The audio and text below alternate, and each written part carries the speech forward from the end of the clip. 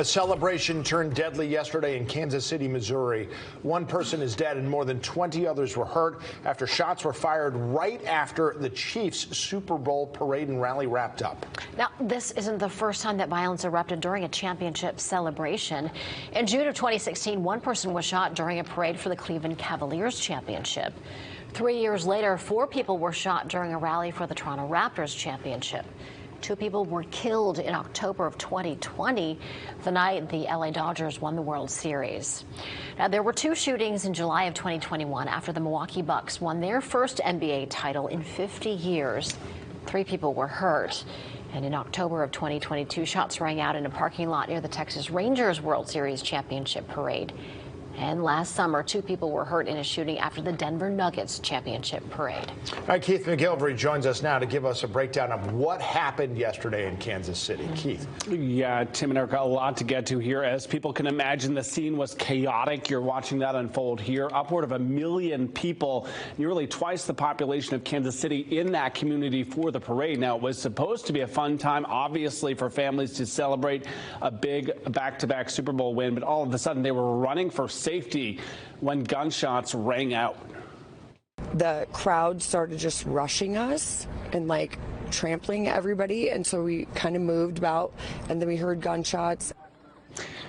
The shooting happening at the end of the victory parade near the city's historic Union Station terrified fans just taking off, running for cover. You see armed police officers here, some trying to help those who were hurt. In the end, 1 person died, at least 21 others injured. The woman who died, a mother of 2 and a DJ for a Kansas City radio station, also learning 8 children among those injured this morning. Police say they have 3 people in custody and they have recovered guns. They have not identified the suspects or mentioned a possible motive here. One man who was in the crowd says he helped tackle that gunman.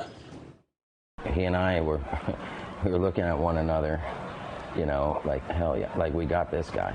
And so then people were still yelling, he's got a gun, he has a gun. And I didn't know if she, you know, if that was the one that he'd spilled. I didn't know any of that. So our focus was to keep him down and then, you know, just kind of make sure he didn't go anywhere.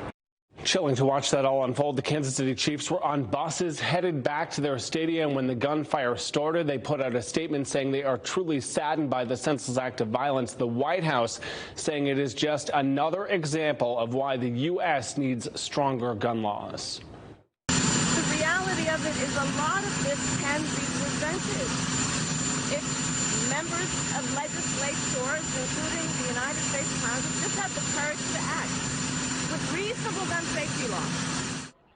That there, of course, the vice president. Kansas City has really struggled with gun violence. There were some 182 homicides last year, matching a record. The city, one of 9 the Justice Department targeted in 2020 in an effort to crack down on violent crime. Now, I've been in the newsroom throughout the morning at our big board now. Some of what I've pulled from across social media, we can take that full for a moment if we can.